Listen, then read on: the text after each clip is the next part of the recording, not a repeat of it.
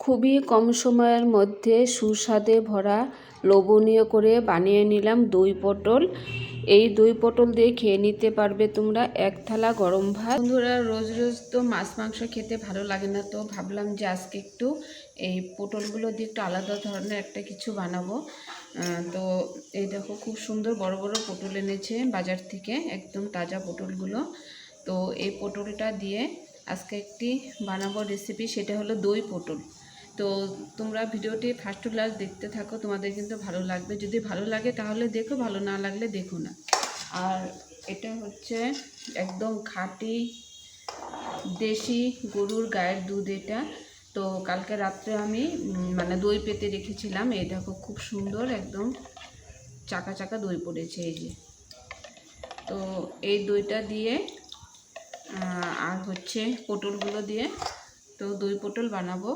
তো আমি সব কিছু রেডি করে নিচ্ছি, তোমাদেরকে দেখাবো যে কেমন করে দই পটলটা বানাই। তোমাদের যার যার ভালো লাগে দই পটল খেতে, তারা কিন্তু কমেন্টে অবশ্যই জানাবে। আর যারা জানো না কিভাবে দই পটল বানায়, আজকে তোমরা শিখে নিবে। কম সময়ের মধ্যে খুব সুন্দর করে একদম সুস্বাদে ভরা মুখরোচক একটা রেসিপি বানাবো। এই যে দেখো, পটলগুলো আস্তে আস্তে রেখেছি ছুলে, মুখটাকে দুপাশে একটু হালকা করে কেটে দিয়েছি মশলাটা ঢোকার জন্য। তো আস্তে আস্তে পটলে রান্না করব। আর পটলের সাথে যে লাগবে, এটার সাথে মশলাটা একটু বেশি লাগে। এখানে আছে শুকনো লঙ্কা বেটে দিয়েছি, আদা বেটে দিয়েছি, তারপর হচ্ছে সর্ষে, পেঁয়াজ, রসুন, এগুলো সব বেটে দিয়েছি। তো সর্ষেটাকে আলাদা বেটে রেখেছি। সর্ষেটা যদি আগে দিয়ে দিই তাহলে তেতো হয়ে যাবে রেসিপিটা, সর্ষেটা পরে দিলে স্মেলটা ভালো আসবে। তো এখানে আদা বাটা, লঙ্কা বাটা, পেঁয়াজ বাটা, রসুন বাটা আর অ্যাড করে দিয়েছি জিরে গুঁড়ো, ধনে গুঁড়ো, হলুদ গুঁড়ো। তো মশলাটা একটু বেশি লাগবে। আর মশলাটা তোমরা যখন দই পটলটা বানাবে শিলপাটায় বেটে রান্না করবে। আমি কিন্তু শিলপাটায় বেটে মশলা করে, ওই জন্য আমার রান্নাটা টেস্ট বেশি হয়, খেতেও ভালো লাগে। তো আমি শিলপাটায় সব কিছু বেটে রেডি করে নিয়েছি। এবার কথা না বাড়িয়ে আমি রান্নাটা বসিয়ে দিব। পটলটাকে হলুদ লবণ দিয়ে ভালো মতো মাখিয়ে নিয়েছি। এবার আমি পটলটাকে ডুবো তেলে ভালো করে ব্রাউন কালার করে ভেজে তুলে নিব।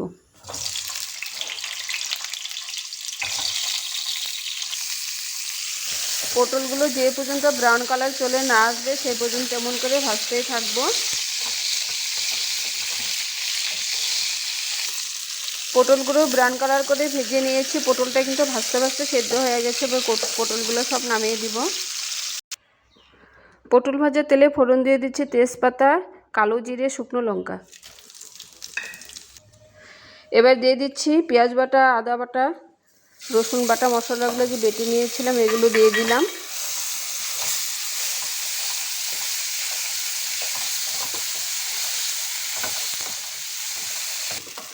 মশলাটাকে ব্রাউন কালার করে ভেজে নিয়েছি। এবার পটলগুলো দিয়ে দিচ্ছি।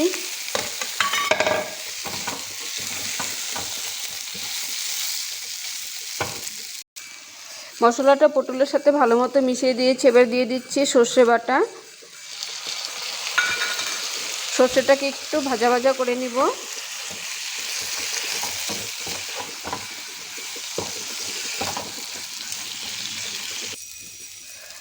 এবার দিয়ে দিচ্ছি দইটা ঢেলে, এক বাটি দিয়ে দিলাম দই।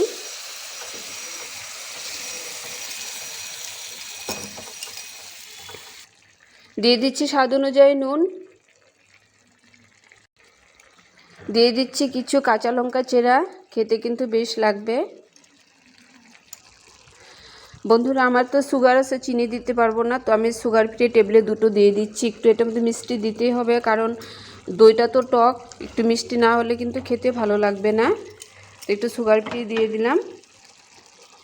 এবার আমি 5 মিনিটের মতো গ্যাসের আঁচটাকে কমিয়ে দিয়ে ঢেকে দিলাম। দই পটলটা আমার রেডি হয়ে গেছে। তোমাদের যদি ভালো লাগে থাকে কমেন্টে অবশ্যই জানাবে। আমার ভিডিওটি সম্পূর্ণ দেখার জন্য তোমাদেরকে অনেক ধন্যবাদ। টাটা।